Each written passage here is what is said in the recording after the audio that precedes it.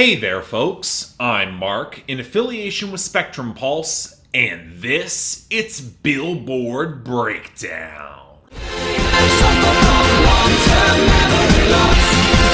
I don't remember. You know, sometimes Billboard can still surprise you, for better and worse. Because everyone and their mother could have predicted that BTS would have a small album bomb courtesy of their new EP, and Megan Thee Stallion would underperform her expectations a little bit. And I hate that was such an easy prediction for me to make, all amidst the tide of Christmas music. But to me, the bigger story was the arrival of a bunch of new songs from that upcoming Morgan Wallen album. Not just because it really surprised me, seemingly coming out of nowhere, but because I have been suspicious of the hype pushed behind this guy for a while now, and maybe this will give me a chance to assess how much traction he genuinely has, even if I don't expect any of it's gonna last beyond this week. But before we get to that larger conversation, our top 10, where becoming the first band in Billboard Hot 100 history to debut at both the top of the Hot 100 and the Billboard 200 album charts, BTS takes the top spot with Life Goes On. Now, I don't want to completely rain on this parade, but I do feel it's worth noting that this was an easy peak for them to take,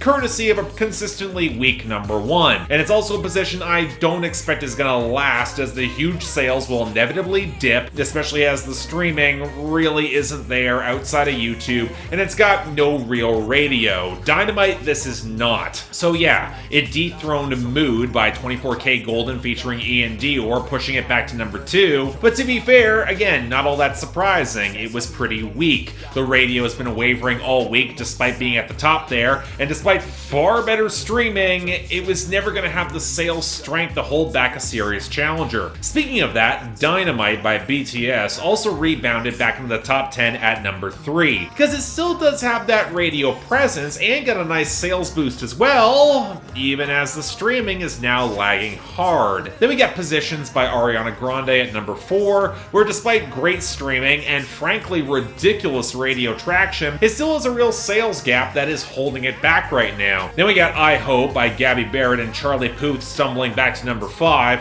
where it looks like it finally hit its radio peak and might be on its way out. Good. What unfortunately won't be is Holy by Justin Bieber featuring Chance the Rapper, which despite all the turmoil around it held in at number 6, which made even deeper inroads on the radio, and it did not take insurmountable losses in sales and streaming. If this can hold out against the holiday music, it's gonna last out the season. Just watch. Well, what probably won't is Laugh Now Cry Later by Drake featuring Lil Durk at number 7, which might have seen a bit of a second wind on the radio, but it won't hold against such streaming losses as it's seeing there. Then we got another new entry, Monster by Shawn Mendes and Justin Bieber at number 8. Now, I'd argue this is set up to be a hit because of the consistent strength in all channels, which includes some early radio, but by how much, it's a bit of an open question. We'll get into why when I discuss the song, but suffice to say that Shawn Mendes' album rollout is raising some concerns. I will say that. Now to round things out, we got Blinding Lights by The Weeknd making its very slow exit in all categories, dropping down to number 9, and Lemonade by Internet Money, Gunna, Nav, and Don Toliver dropping back to number 10, because great streaming isn't gonna prop up haphazard radio forever.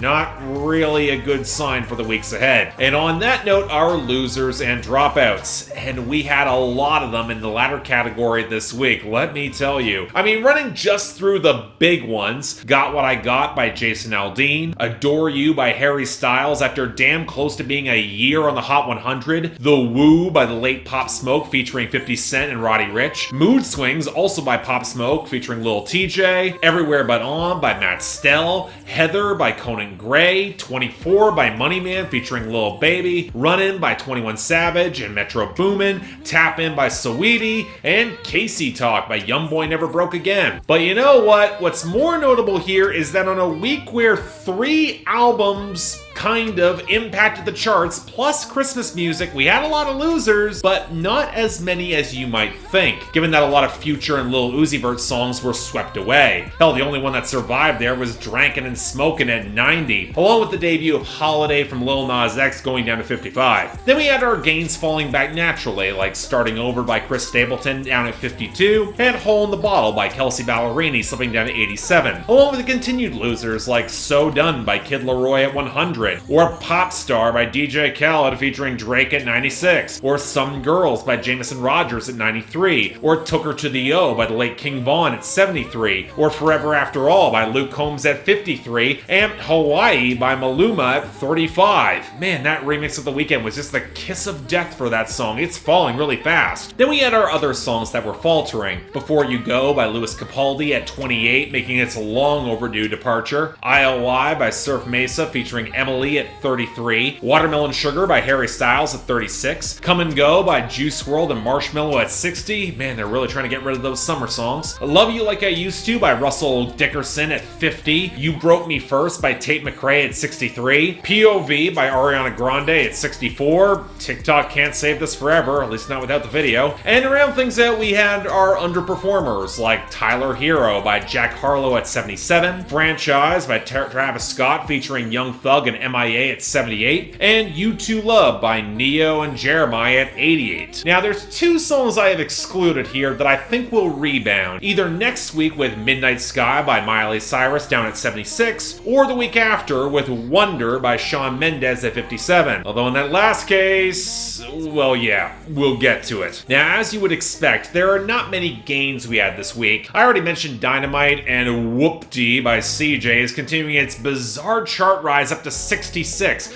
We can kill this at any time, people. It doesn't need to be one of the non-Christmas songs to actually stick around in the chart this winter. But you know what? While we are here, we saw the expected spikes for Rockin' Around the Christmas Tree by Brenda Lee at 21, and All I Want for Christmas Is You by Mariah Carey up to 14. This is going to be within the top 5 in record time, folks. Just watch. But that's the thing. Outside of Girls in the Hood by Megan Thee Stallion riding her album back to 80, and Back to the Streets by Saweetie featuring Jhené Aiko riding the video back to 85, our returns, they're all holiday music, and there's a lot of them, and there's gonna be more coming. Let It Snow by Dean Martin at 49, The Christmas Song by Nat King Cole at 48, Feliz Navidad by Jose Feliciano at 45, Last Christmas by Wham at 42, It's the Most Wonderful Time of the Year by Andy Williams at 37, and Jingle Bell Rock by Bobby Helms at 31. Again, it feels earlier every single year, but it's back and forth this time, and it's gonna make album impacts tougher to penetrate, and that might go for more Shawn Mendes than anything. But you know what? It's not going to stop this week, and it's a loaded week full of new arrivals, all of which just so happen to slip beneath my album bomb threshold, so alright, let's get started with number 99, Cover Me Up by Morgan Wallen. Know you're enough to use me for good.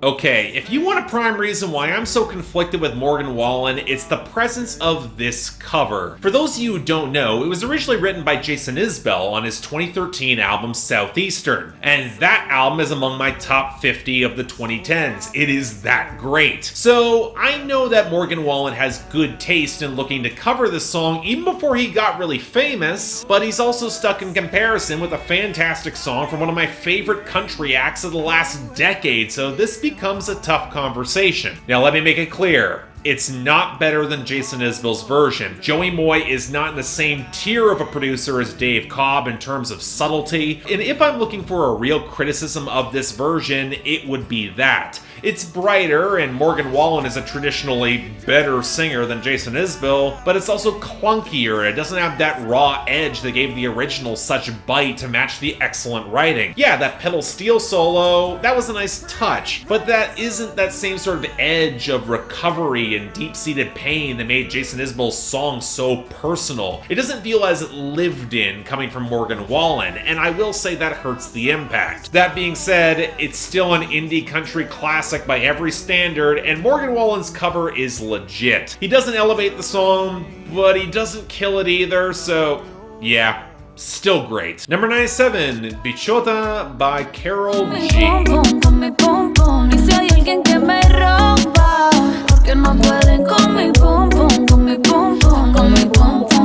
I guess this is another single for that eventual Karol G album that might drop at some point. And am I the only one feeling kind of underwhelmed again? The melody is so muted, the sandy reggaeton percussion feels like it's even more muted from landing heavier impact, and while Karol G can croon just fine opposite, she feels a little bit unsupported here. And considering this is a sort of song that's a bad bitches coming out to tear things up at the club where she's really hot and twerking, it's kind of weird how reserved and oddly stiff the entire track is. Just feels really sleepy and weirdly lonely, which might fit the times, but it's not really the vibe she's trying to create. And neither factor will make this all that memorable, so yeah, I'm not feeling this. Next, number 94, Circles by Megan Thee Stallion. Get out, bitch, get it, hit it. Turn up on them, make them kill the noise. We ain't going back and forth with the little boys.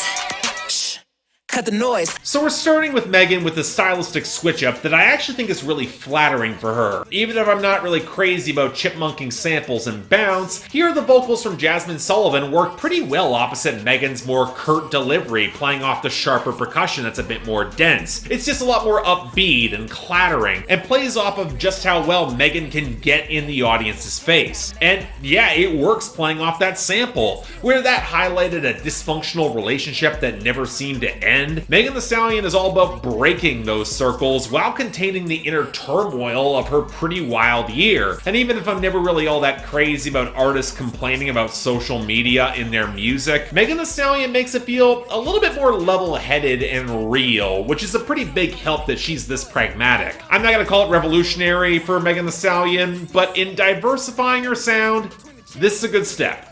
And it's a good song. Number 92, Do It on the Tip by Megan Thee Stallion featuring City Girls. Do it on the dick, do it on the dick, do it on the dick, do it on the dick, do it. I feel like this should hit harder than it does. Megan Thee Stallion teaming up with the City Girls seems so obvious that you know exactly what the song is gonna be before you even hear it. The problem is that once you get exactly what you expect, there's little else to make it seem all that special or unique, especially given how limited that the melody is opposite the leaden bass line that make me wish there was a little bit more groove in order to match Megan Thee Stallion's flow here. It also unfortunately highlights just how limited the City Girls are opposite Megan when it comes to flow and attitude. They just can't match her charisma or personality, to say nothing of the technical construction of their flows, which just is nowhere near as good. Now granted, the way the beat shifts into the trap hi-hats leaves everybody feeling a little bit clumsy and switching things up. And even if I think that Megan Thee Stallion's got some decent wordplay in her flex, I won't say anything rises to much above average outside of a pretty solid tacked on third verse. Again,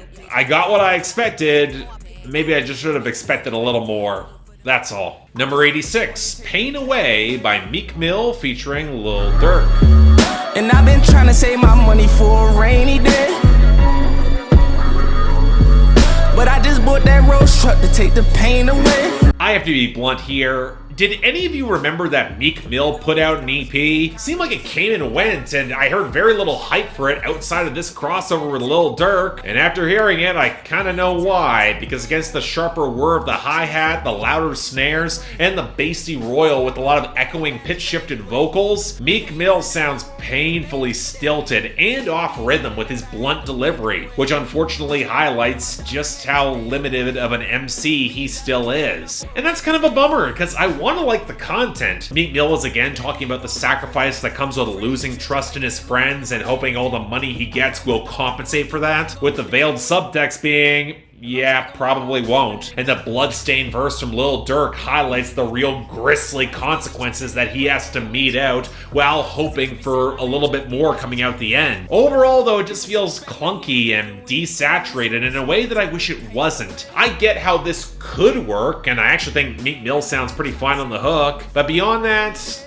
just doesn't do much for me.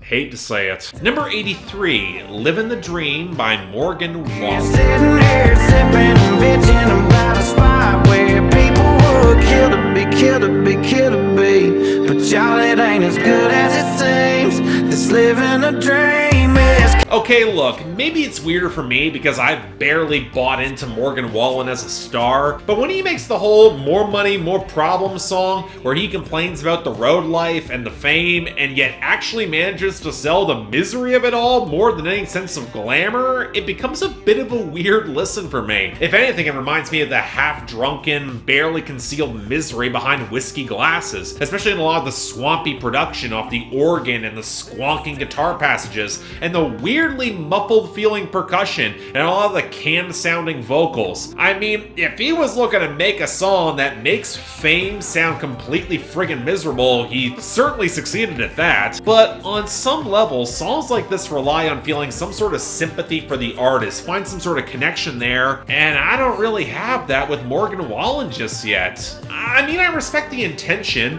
and I think in a warped way it kinda works, but man, it's not a song from Morgan Wallen that I'm gonna want to hear again.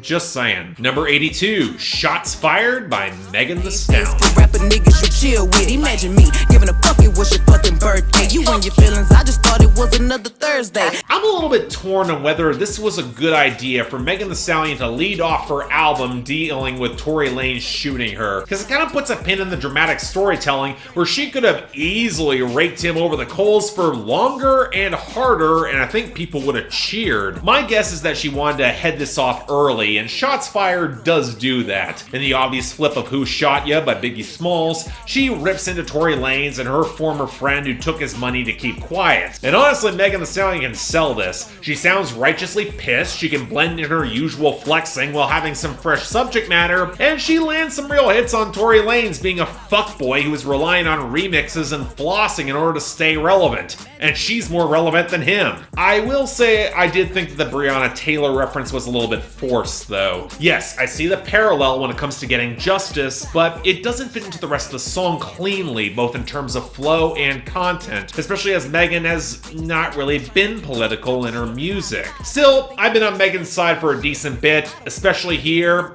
and this is a good song to support it. Check it out. Number 72, Disease by BTS.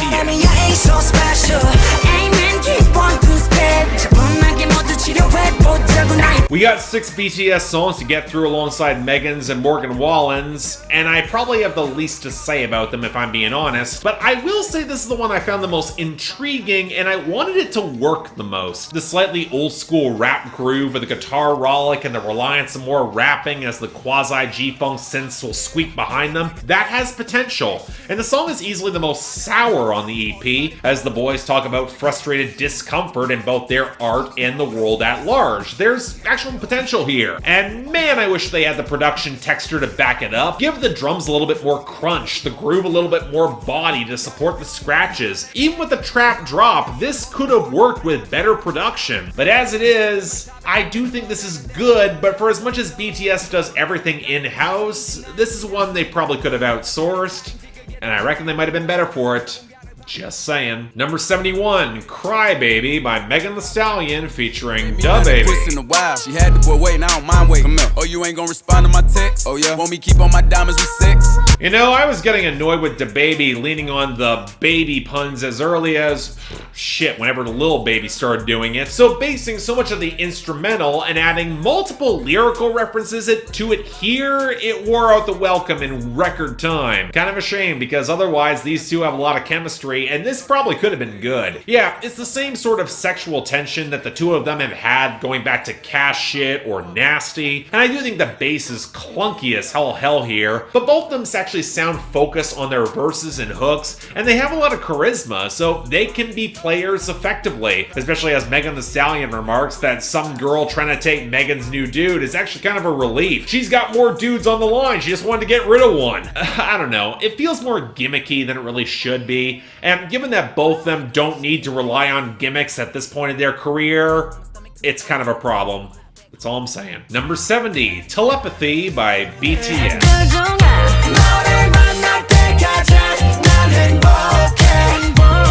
Okay, 2 more BTS songs. This one trying to get a little bit more splashy and funky with the obvious Bruno Mars influence on the R&B production and the groove. And again, this is where the production feeling so gummy and clanking in the presentation, honestly kind of cheap, it can really bite them, especially by smothering so many of the vocals in the auto-tune. It doesn't accentuate any subtlety so much as just coming across as blaring and in your face, not flattering that groove. And yeah, I guess the song is intended more as fan service. It might serve that audience well, but I will say it was the low point of the EP for me, and even if I wanted to say the groove is good, everything else isn't. I'd pass on it. Number 69, Fly to My Room by BTS. She's sounding that to my room. Chicken let me fly to my room. Get me out of my place and now I'm feeling brand new.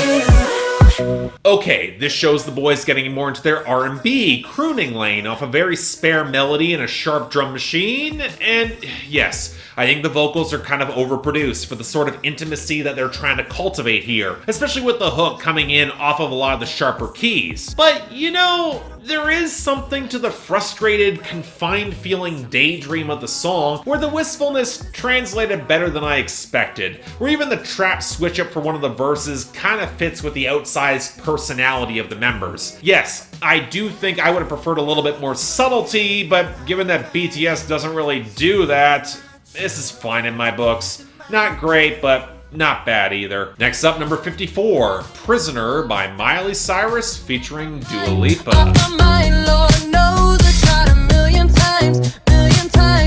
Oh, why can't you just let me go? So I will have more to say about Miley Cyrus's album in my next episode of On the Pulse, dropping on my main channel later this week, but this is a collaboration that made sense to the point of feeling, well, a little obvious. Let's make an 80s/modern blend and bring in one of the biggest names doing that this year and interpolate one of the same samples that she did, Physical by Olivia Newton-John. Couple that with Watt on the guitar and the bass and a co-write coming in from John Bellion. This is a song that is set up to explode, a collaboration that will do well, and yet I wish it did a little more. Yeah, Miley and Dua Lipa have some pretty great chemistry, and the song has smolder where it's implied that they're prisoners to their own lusty horniness in the lyrics, which, I mean, it's a step away from being more interesting, but a song like this doesn't need to try that hard in that department, provided all the style is there and there's real charisma. And man, I wish the guitars had a little more presence and bite for what this song's trying to do. Yes, it was always going to sound a little bit more slick because Dua Lipa, but if you're gonna go for retro 80s pop rock like Miley is, let the guitars have some swell and bite to back up the groove, punch up the melody, or it's just gonna feel a little undercooked, and that's my big frustration here. I mean, it's still good, but when I hear what this could have been, that frustrates me a bit. That's all. Number 46, Still Going Down by Morgan Kicking Wallen. up some dust behind the tires. Call it cliche, but hey, just take it from me.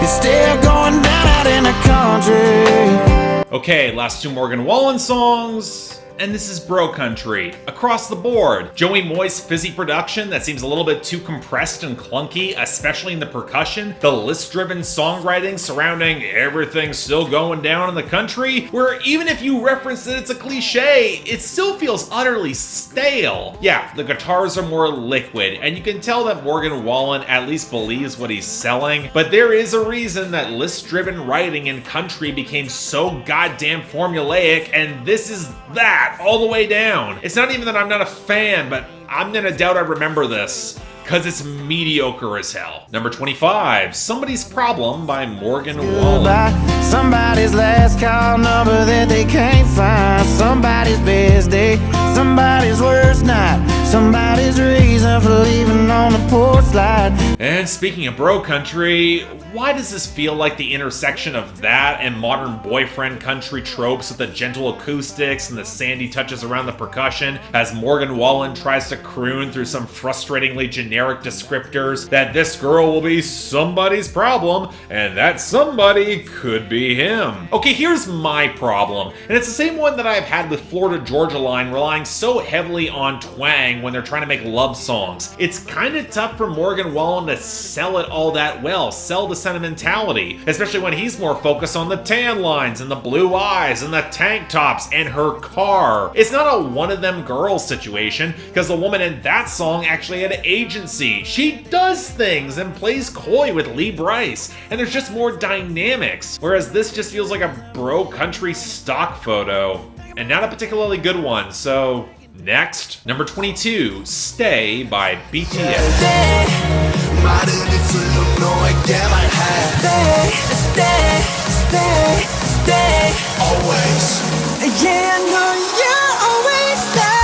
So there was a comment on my BTS review that given the extremely tight parasocial relationship that K-pop stans have with their favorite acts, that there's going to be an emotional resonance between them that's kind of hard to contextualize for those who are on the outsides looking in. And I got two comments on that.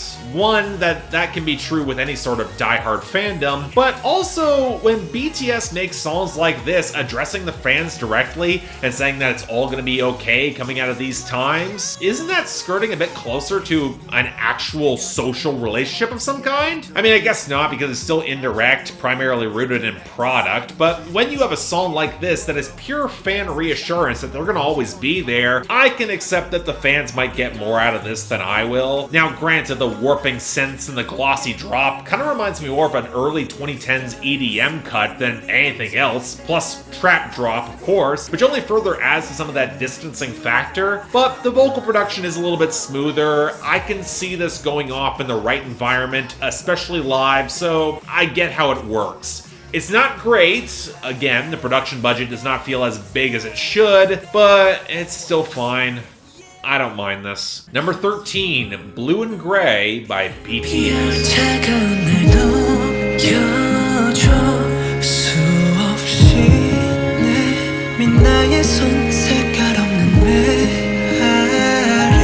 I'll say it.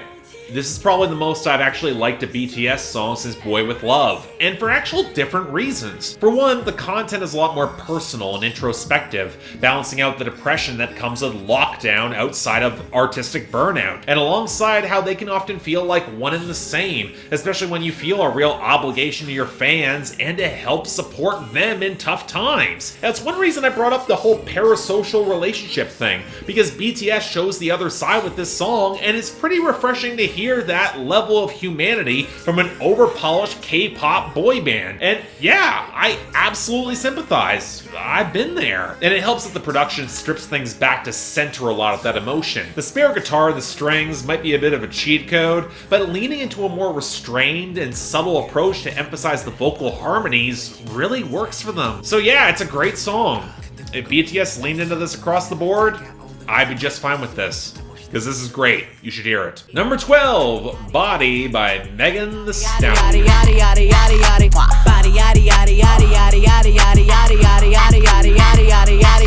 This song got so much hate on the timeline when Megan Thee Stallion dropped the album, and I'm not sure why. Yeah, the hook is repetitive to a mimetic level, and most of the production is just Megan Thee Stallion moaning enticingly against the percussion, but did that either somehow become an issue from her? It's both familiar, but pretty well executed all the same. Yeah, the Tiger King and Quarantine references are gonna date the song like so many other tracks in 2020, but Megan's still more creative in her flips, and her bisexual side really comes out on that third verse, along with the confirmation that yes, Megan Thee Stallion would indeed fuck her clone. Look, I wasn't too good for WAP, and while this isn't quite as funny or immediately sticky, don't think about that too hard, I think it works for exactly what it is. And you know what? I'm fine with this. It's very good. Come at me. Not like that. Number 8, Monster by Shawn Mendes and Justin Bieber.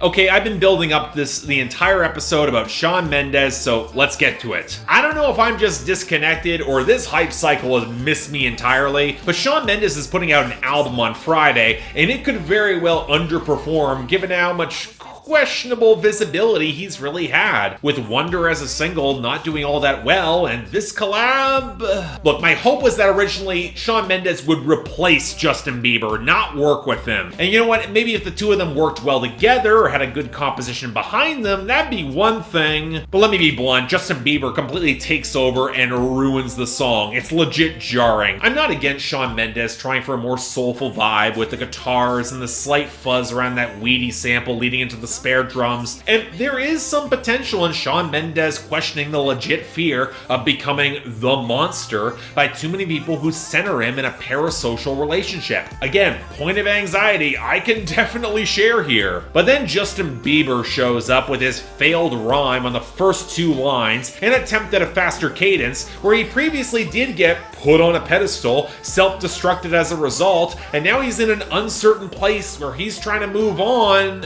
But that doesn't reflect reality at all. For one, Justin Bieber wasn't really on a traditional pop star pedestal in the same way Shawn Mendes is. He was one of the most hated acts of the early 2010s, and then he self-destructed of his own accord, being kind of an asshole along the way, and now with good intentions, he's trying to act magnanimous, as if he's trying to be the bigger man with this, and wonder if he's ever gonna lose that pedestal? I mean, not only does it not match Shawn Mendes' mood, it destroys any sense of good faith in the confessions he's making, and it makes a track that already feels kind of creaky and undercooked turn out really damn sour. So yeah, if this is your second single pushing your album, Shawn Mendes, even if you've got radio traction, I mean, it might not be the rancid turd of Treat You Better, but my god, it is bad. Skip it. And finally, at number 1, Life Goes On by BTS.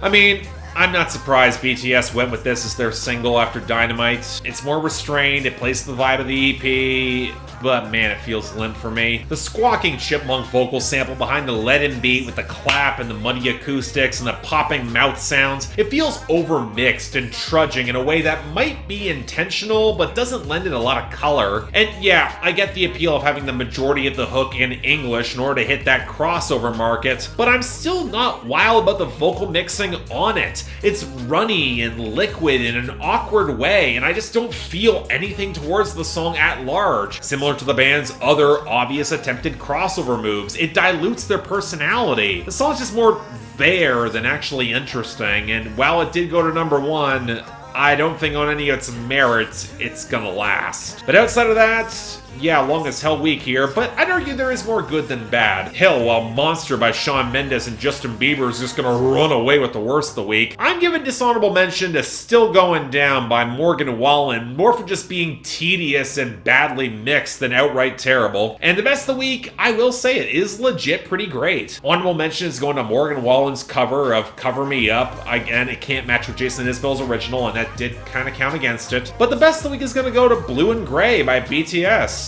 Yeah, I'm dead serious. Great little song. I was really happy to hear it. Next week, the fallout from all this, and to see if Miley Cyrus can penetrate even further. Stay tuned for that. But until then, I'm Mark. You're watching Billboard Breakdown, affiliated with Spectrum Pulse.